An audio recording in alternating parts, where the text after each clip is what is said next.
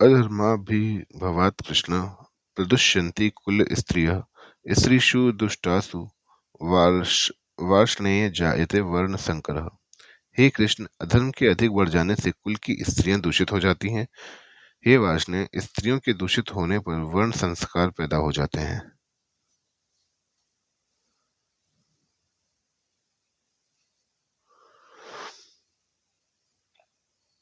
अधर्माभिभवात् कृष्ण प्रदुष्यन्ति कुलस्त्रियः। धर्म का पालन करने से अंतःकरण शुद्ध हो जाता है। अंतःकरण शुद्ध होने से बुद्धि सात्विकी बन जाती है। सात्विक बुद्धि में क्या करना चाहिए और क्या नहीं करना चाहिए, इसका विवेक जागृत रहता है। परंतु जब कुल में अधर्म बढ़ जाता है, तब आचरण अशुद्ध होने लगते हैं, जिससे अंतःकरण अशुद्ध हो जाता है। अंतःकरण अशुद्ध होने से बुद्धि तामसी बन जाती है। बुद्धि तामसी होने से मनुष्य अकर्तव्य को कर्तव्य और कर्तव्य को अकर्तव्य मानने लग जाता है, अर्थात उसमें शास्त्र मर्यादा से उल्टी बातें पैदा होने लगती है। इस विपरीत बुद्धि से कुल की स्त्रियां दूषित अर्थात व्यभिचारिणी हो जाती हैं। स्त्रियों के दूषित होने पर वर्ण संस्कार पैदा हो जाता है। पुरुष और स्त्री दोनों अलग अलग वर्ण के होने के कारण उनसे जो संतान पैदा होती है वह वर्ण संकर कहलाती है। अर्जुन यहाँ कृष्ण संबोधन देकर यह कह रहे हैं कि आप सबको खींचने वाले होने से कृष्ण कहलाते हैं। तो आप यह बताएं कि हमारे कुल को आप किस तरफ खींचेंगे, अर्थात किधर ले जाएंगे। वार्ष्णेय संबोधन देने का भाव है कि आप वृष्ण वंश में अवतार लेने के कारण वार्ष्णेय कहलाते हैं, परंतु जब हमारे कुल का नाश हो जाएगा तब हमारे वंशज किस कुल के कहलाएंगे, अतः कुल का नाश करना उचित नहीं है। संकरो नरकायेव कृतघ्नानां कुलस्य च पतन्ति पितरो ह्योषां लुप्तपिण्डोदक क्रिया। वर्ण संकर कुल घातियों को और कुल को नरक में ले जाने वाला ही होता है। श्राद्ध और तर्पण न मिलने से इन कुल घातियों के पितर भी अपने स्थान से गिर जाते हैं। संकरो नरकायेव कुल ज्ञानाम कुलस्य च। वर्ण मिश्रण से पैदा हुए वर्ण संकर संतान में धार्मिक बुद्धि नहीं होती। वह मर्यादाओं का पालन नहीं करता, क्योंकि वह खुद बिना मर्यादा से पैदा हुआ है। इसलिए उसके खुद के कुल धर्म न होने से वह उनका पालन नहीं करता। प्रत्युत कुल धर्म अर्थात कुल मर्यादा से विरुद्ध आचरण करता है। जिन्होंने युद्ध में अपने कुल का संहार कर दिया है, उनको कुलघाती कहते हैं। वर्ण संकर ऐसे कुलघातियों को नरकों में ले जाता है। केवल कुलघातियों का ही नहीं, प्रत्युत कुल परंपरा नष्ट होने से संपूर्ण कुल को भी वह नरक में ले जाता है। पतंत पितरोषम लुप्त पिंडोदक क्रिया। जिन्होंने अपने कुल का नाश कर दिया है, ऐसे इन कुलघातियों के पितरों को वर्ण संकर के द्वारा पिंड और पानी तर्पण न मिलने से उन पितरों का पतन हो जाता है। कारण कि जब पितरों को पिंड पानी मिलता रहता है, तब वे उस पुण्य के प्रभाव से ऊंचे लोकों में रहते हैं, परंतु जब उनको पानी मिलना बंद हो जाता है तब उनका वहां से पतन हो जाता है, अर्थात उनकी स्थिति उन लोकों में नहीं रहती। पितरों को पिंड पानी न मिलने में कारण यह है कि वर्ण संकर की पूर्वजों के प्रति आदर बुद्धि नहीं होती। इस कारण उनमें पितरों के लिए श्राद्ध तर्पण करने की भावना ही नहीं होती। अगर लोक लिहाज में आकर वे श्राद्ध तर्पण करते भी हैं, तो भी शास्त्र विधि के अनुसार उनका श्राद्ध तर्पण में अधिकार न होने से वह पिंड पानी पितरों को मिलता ही नहीं।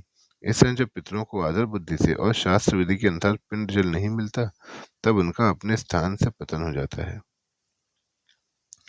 पितरों में एक आजान पितर होते हैं और एक मर्त पितर। पितर लोक में रहने वाले पितर आजान हैं और मनुष्य लोक में मर गए पितर मरते हैं।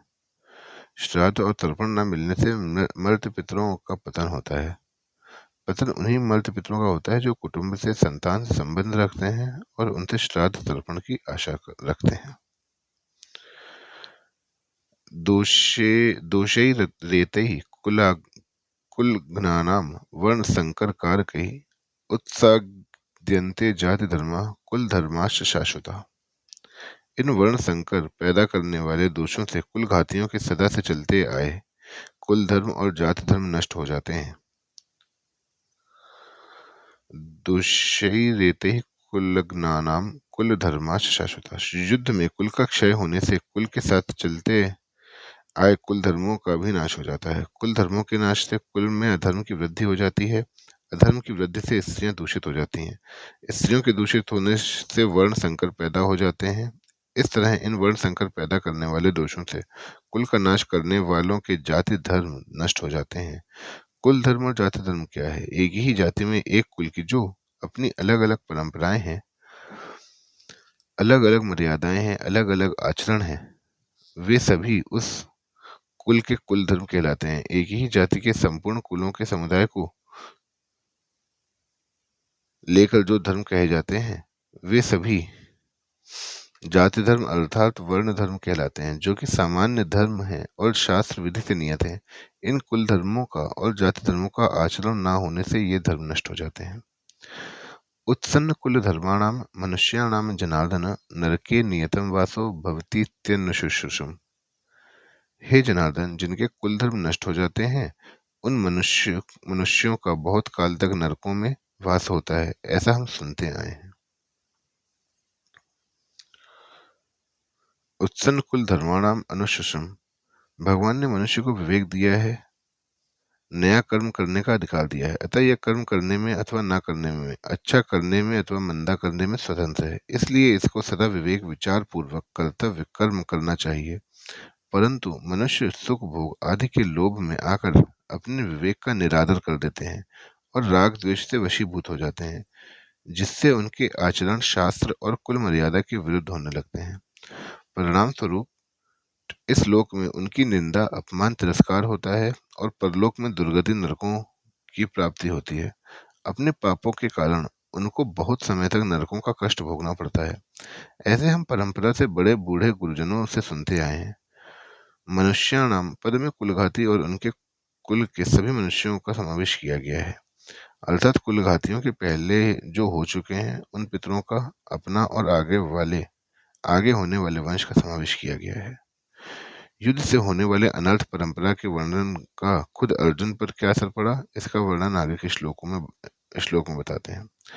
अहो बद महत पापम कर्तुम व्यवसिता वयम यद्राज्य सुख लोभेन हंतुम स्वजन मुद्यता। यह बड़े आश्चर्य और खेद की बात है कि हम लोग बड़ा भारी पाप करने का निश्चय कर बैठे हैं, जो कि राज्य और सुख के लोभ से अपने स्वजनों को मारने के लिए तैयार हो गए हैं। ये दुर्योधन आदि दुष्ट हैं। अहो बत स्वजन मुद्यता। ये दुर्योधन आदि दुष्ट हैं, इनकी धर्म पर दृष्टि नहीं है, इन पर लोभ सवार हो गया है, इसलिए ये युद्ध के लिए तैयार हो जाएं तो कोई आश्चर्य की बात नहीं। परंतु हम लोग तो धर्म अधर्म को कर्तव्य अकर्तव्य को पुण्य पाप को जानने वाले हैं। ऐसे जानकार होते हुए भी अनजान मनुष्य की तरह हम लोगों ने बड़ा भारी पाप करने का निश्चय विचार कर लिया है। इतना ही नहीं, युद्ध में अपने स्वजनों को मारने के लिए अस्त्र शस्त्र लेकर तैयार हो गए हैं।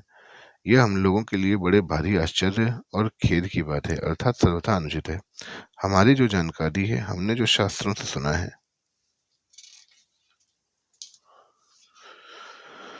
गुरुजनों से शिक्षा पाई है, अपने जीवन को सुधारने का विचार किया है, उन सब का अनादर करके आज हमने युद्ध रूपी पाप करने के लिए विचार कर लिया है। यह बड़ा भारी पाप है, महत पापम। इन श्लोकों में अहो और बत ये दो पद आए हैं। इनमें से अहो पद आश्चर्य का वाचक है। आश्चर्य यही है कि युद्ध से होने वाले अनर्थ परंपरा को जानते हुए भी हम लोगों ने युद्ध रूपी बड़ा भारी पाप करने का पक्का निश्चय कर लिया है। दूसरा बत पद खेद का दुख का वाचक है। दुख यही है कि थोड़े दिन लेने वाले राज्य और सुख के लोभ में आकर हम अपने कुटुंबियों को मारने के लिए तैयार हो गए हैं। पाप करने का निश्चय करने में और स्वजनों को मारने के लिए तैयार होने में केवल राज्य का और सुख का लोभ ही कारण है। तात्पर्य है कि अगर युद्ध में हमारी विजय हो जाएगी तो हमें राज्य वैभव मिल जाएगा, हमारा आदर सत्कार होगा, हमारी महत्ता बढ़ जाएगी, पूरे राज्य पर हमारा प्रभाव रहेगा, सब जगह हमारा हुक्म चलेगा, हमारे पास धन होने से हम मनचाही भोग सामग्री जुटा लेंगे, फिर खूब आराम करेंगे, सुख भोगेंगे। इस समय हमारे पर राज्य और सुख का लोभ छा गया है, जो हमारे जैसे मनुष्यों के लिए सर्वथा अनुचित है। इस श्लोक में अर्जुन यह कहना चाहते हैं कि अपने सद्विचारों का, अपनी जानकारी का आदर करने से ही शास्त्र गुरुजन आदि की आज्ञा मानी जा सकती है। परंतु जो मनुष्य अपने सद्विचारों का निरादर करता है, वह शास्त्रों की, गुरुजनों की, सिद्धांतों की अच्छी अच्छी बातों को सुनकर भी उन्हें धारण नहीं कर सकता। अपने सद्विचारों का बार बार निरादर तिरस्कार करने से सद्विचारों की सृष्टि बंद हो जाती है। फिर मनुष्य को दुर्गुण दुराचार से रोकने वाला ही है ही है कौन। ऐसे ही हम भी अपनी जानकारी का आदर नहीं करेंगे तो फिर हमें अनर्थ और परंपरा से कौन रोक सकता है, अर्थात कोई नहीं रोक सकता। यहाँ अर्जुन की दृष्टि युद्ध रूपी क्रिया की तरफ है। वे युद्ध रूपी क्रिया को दोषी मानकर उससे हटना चाहते हैं, परंतु वास्तव में दोष क्या है, इस तरफ अर्जुन की दृष्टि नहीं है। युद्ध में कौटुंबिक मोह, स्वार्थभाव, कामना ही दोष है, पर इधर दृष्टि न जानने के कारण ये अर्जुन यहाँ आश्चर्य और खेद प्रकट कर रहे हैं, जो कि वास्तव में किसी भी विचारशील धर्मात्मा शूरवीर क्षत्रिय के लिए उचित नहीं है। अर्जुन ने पहले 48वें श्लोक में दुर्योधन आदि के युद्ध में प्रवृत्त होने में कुल 6 के दोष में मित्रद्रोह के पाप में लोभ को कारण बताया, और यहाँ भी अपने को राज्य और सुख के लोभ के कारण महान पाप करने को उद्यत बता रहे हैं। इससे सिद्ध होता है कि अर्जुन पाप के होने में लोभ को हेतु मानते हैं। फिर भी आगे तीसरे अध्याय के 36वें श्लोक में अर्जुन ने मनुष्य न चाहता हुआ भी पाप का आचरण क्यों कर बैठता है, ऐसा प्रश्न क्यों किया। इसका समाधान है कि यहाँ तो कौटुंबिक मोह के कारण अर्जुन युद्ध से निवृत्त होने को धर्म और युद्ध में प्रवृत्त होने को अधर्म बता रहे हैं, अर्थात उनकी शरीर आदि को लेकर केवल लौकिक दृष्टि है, इसलिए वे युद्ध में स्वजनों को मारने में लोभ को हेतु मान रहे हैं। परंतु आगे गीता का उपदेश सुनते सुनते उनमें अपने श्रेय कल्याण की इच्छा जागृत हो गई, इसलिए वे कर्तव्य को छोड़कर न करने योग्य काम में प्रवृत्त होने में कौन कारण है, ऐसा पूछते हैं। अर्थात वह तीसरे अध्याय के 36वें श्लोक में अर्जुन कर्तव्य की दृष्टि से साधक की दृष्टि से पूछते हैं।